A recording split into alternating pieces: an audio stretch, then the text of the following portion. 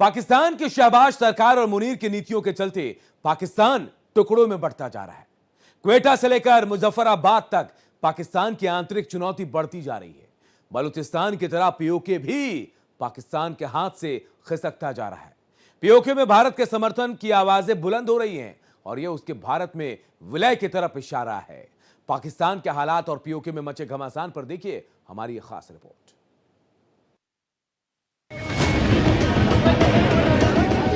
आंतरिक कलह से जूझ रहा पाकिस्तान। पीओके की वापसी का काउंटडाउन। क्वेटा से मुजफ्फराबाद तक दोहरा संकट। आवाज दबाने की कोशिश नाकाम। दुकान रास्ते बंद, इंटरनेट भी ठप। पाकिस्तान आर्मी की एंट्री बंद। पाकिस्तान की शहबाज शरीफ सरकार और आर्मी चीफ आसिम मुनीर की नीतियों के चलते पाकिस्तान में हर तरफ बवाल मचा है। क्वेटा से लेकर मुजफ्फराबाद तक अफरा तफरी का माहौल है। बगावत की चिंगारी इस कदर भड़की है कि उसे रोक पाना अब पाकिस्तान के बूते की बात नहीं रह गई है। लोगों की आवाज को कुचलने के लिए पाकिस्तान की फौज बर्बरता की सारी हदों को पार कर गई है और इसने प्रदर्शनकारियों के आक्रोश को और ज्यादा भड़का दिया है।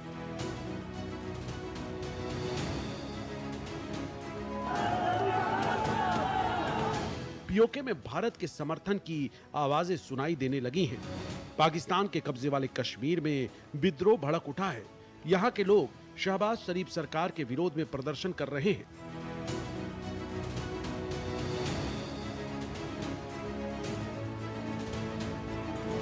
सरकार की तरफ से प्रदर्शनकारियों को रोकने के लिए हर सीमा लांघी जा रही है। यहाँ तक कि सेना आम लोगों पर गोलियां तक चला रही है।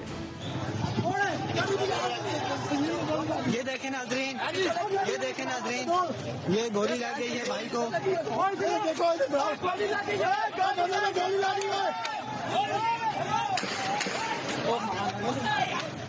ये देखें नाज़रीन, सुजान भाई।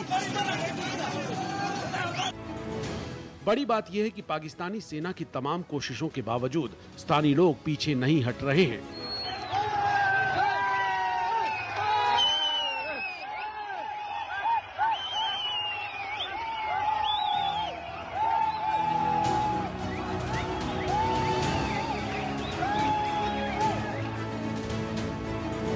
पाकिस्तान के कब्जे वाले कश्मीर में बाजार बंद हैं और लोग सड़कों पर इकट्ठा होकर पाकिस्तानी सरकार के खिलाफ प्रदर्शन कर रहे हैं।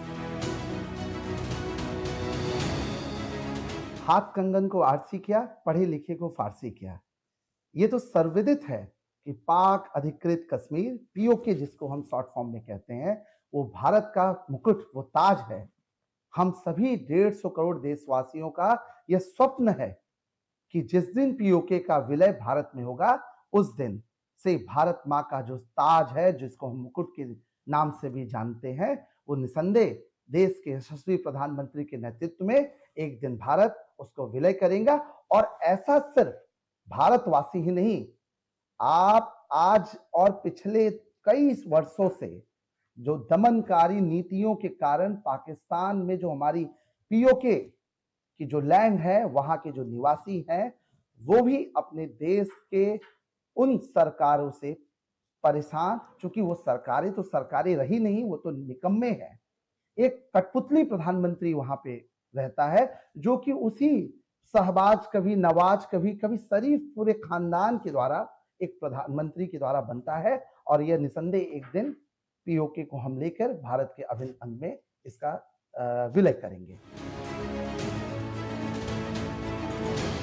कश्मीरियों ने कोहला एंट्री पॉइंट, जो पाकिस्तानी पंजाब के मुरी शहर और खैबर पख्तूनख्वा के अबोटाबाद को मुजफ्फराबाद से जोड़ता है, उसे बड़े बड़े पत्थरों और कंटेनर की मदद से पूरी तरह ब्लॉक कर दिया है, जिससे पाकिस्तान के दूसरे हिस्से का कोई भी बाहरी व्यक्ति पाकिस्तानी कब्जे वाले कश्मीर में न दाखिल होने पाए।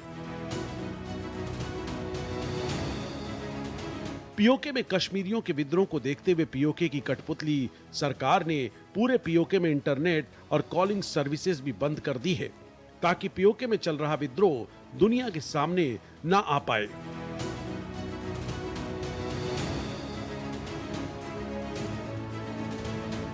पाकिस्तान के कब्जे वाला कश्मीर यानी पीओके सबसे बड़े नागरिक विद्रोहों में से एक के लिए तैयार हो गया है।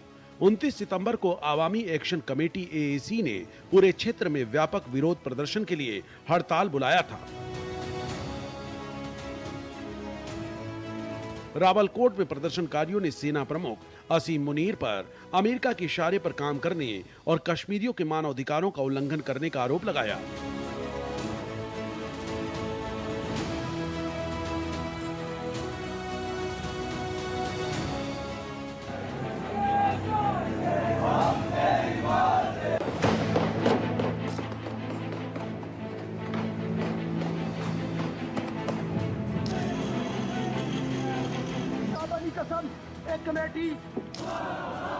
स्थानीय लोगों ने असीम मुनीर को अमेरिकी कठपुतली करार दिया और पाकिस्तान सेना की नीतियों के खिलाफ सड़कों पर आक्रोश जताया। मुजफ्फराबाद, रावलकोट और कोटली में भारी बवाल मचा। पीओके में आवामी एक्शन कमेटी ने मौलिक अधिकार छीने जाने के विरोध में बंद और चक्का जाम का आह्वान किया, जिसे भारी समर्थन मिल रहा है। प्रदर्शनकारियों ने पाकिस्तानी सेना के लगाए बड़े बड़े कंटेनरों को नदी में फेंक दिया। पाकिस्तानी सेना ने प्रदर्शनकारियों को आगे बढ़ने से रोकने के लिए कंटेनर लगाए थे। प्रदर्शनकारियों ने पाकिस्तानी पुलिसकर्मियों पर पत्थरबाजी की, जिससे उन्हें अपने वाहनों को पीछे ले जाने पर मजबूर होना पड़ा। कई वीडियो में प्रदर्शनकारी लाठियों से लैस नजर आ रहे हैं और पाकिस्तान के खिलाफ नारेबाजी कर रहे हैं।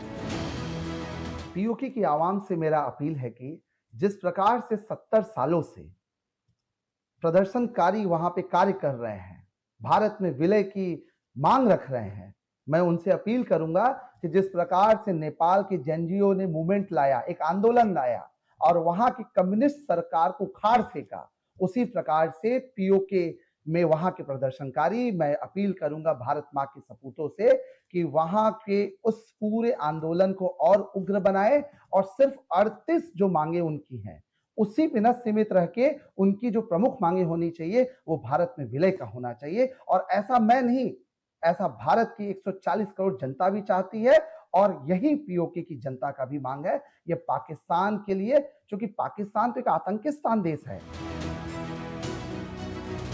पिछले दिनों हिंसक झड़पों में 2 लोगों की मौत हो गई थी और करीब 2 दर्जन लोग घायल हुए थे। पाकिस्तानी फौज और आईएसआई समर्थित मुस्लिम कॉन्फ्रेंस के हथियारबंद लोगों ने प्रदर्शनकारियों पर गोली चलाई थी। स्थानीय लोगों का आरोप है कि उन्हें मौलिक अधिकारों से दूर किया जा रहा है और दूसरे दर्जे का नागरिक बनाया जा रहा है। पाकिस्तानी सेना की तरफ से प्रदर्शनकारियों पर गोली चलाने के बाद प्रदर्शन हिंसक हो गया।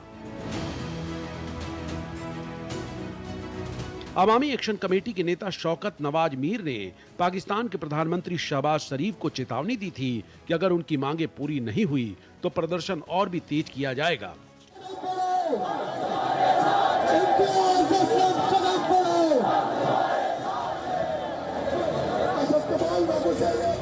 अजीज ने कहा, हमारा आंदोलन 70 सालों से ज्यादा समय से हमारे लोगों को नकारे गए मौलिक अधिकारों के लिए है। पीओके में स्थिति को संभालने के लिए पाकिस्तान सरकार ने 7000 पुलिसकर्मी और फ्रंटियर फोर्स के जवान पीओके में तैनात किए हैं। इन सभी जवानों को इस्लामाबाद से पीओके में भेजा गया है। पीओके में यह पहला मामला नहीं है जब लोग पाकिस्तानी सेना और सरकार के खिलाफ खुलेआम प्रदर्शन कर रहे हों। पिछले वर्षों में मुजफ्फराबाद, रावलकोट और अन्य शहरों में भी पाक सेना के खिलाफ गुस्सा देखने को मिला है। बलूचिस्तान में मचा घमासान। पाकिस्तान के अलग अलग प्रांतों में विद्रोह को रोकना शहबाज सरकार और मुनीर के लिए मुश्किल होता जा रहा है। अलग अलग प्रांत पाकिस्तान से अलग होने के लिए बेताब हैं। पाकिस्तान के सबसे बड़े प्रांत बलूचिस्तान में तो विद्रोह की चिंगारी चरम पर पहुंच गई है। पीओके की तरफ बलूचिस्तान भी सालों से शोषण और पाकिस्तान की दमनकारी नीतियों का शिकार है और इसी के चलते वहां पर सशस्त्र विद्रोह भी चल रहा है। विद्रोहियों ने पाकिस्तानी फौज के नाक में दम कर रखा है। पिछले दिनों क्वेटा में एक जबरदस्त आत्मघाती हमला हुआ और ये धमाका इतना जोरदार था कि आसपास की दुकानें उड़ गईं। फ्रंटियर कोर हेडक्वार्टर के बाहर हुए इस धमाके से चारों तरफ चीख पुकार मच गई। अफरा तफरी का माहौल कायम हो गया। बचाव दल मलबे में हाथ पैर मारते रहे और दूसरी तरफ लोग कराहते नजर आए। तो जिस प्रकार से प्रदर्शनकारी पे दमनकारी ये आंदोलन कर रहा है, या वहाँ की वहाँ के प्रधानमंत्री के द्वारा जो भी ये अभियान चलाए जा रहे हैं, उनको अभी आपको मुझे सूचना मिली, मैं पढ़ रहा था एक लेख को, कि देखा वहाँ के आम जनमानस को खुलेआम वो गोली बरसा रहे हैं वहाँ की सेना। तो ये सेना, ऐसे सेनाओं से मेरी अपील है कि वो कहीं ना कहीं से चूड़ियां पहन ले अपने हाथों पे, क्योंकि आवाम पे अगर आप इस प्रकार से सेना के द्वारा आप वहां पे गोलियां चलाएंगे, बम से उड़ाएंगे, तो याद रहे कुछ ही अभी महीने बीते हैं, कुछ दिन बीते हैं, मैं महीने भी नहीं कहूंगा, जिस प्रकार से नेपाल की आवाम ने एक जनजी आंदोलन पैदा किया और वहां की सरकारों को उखाड़ फेंका, उसी प्रकार से मैं इस पीओके के सभी आवाम से निवेदन करूंगा कि जल्द से जल्द इस आंदोलन को, इस प्रदर्शन को और बड़ा और उग्र बनाए, और भारत के साथ विलय होने के लिए मैं आग्रह करता हूं कि इस पहल को निसंदेह आगे बढ़ाना चाहिए।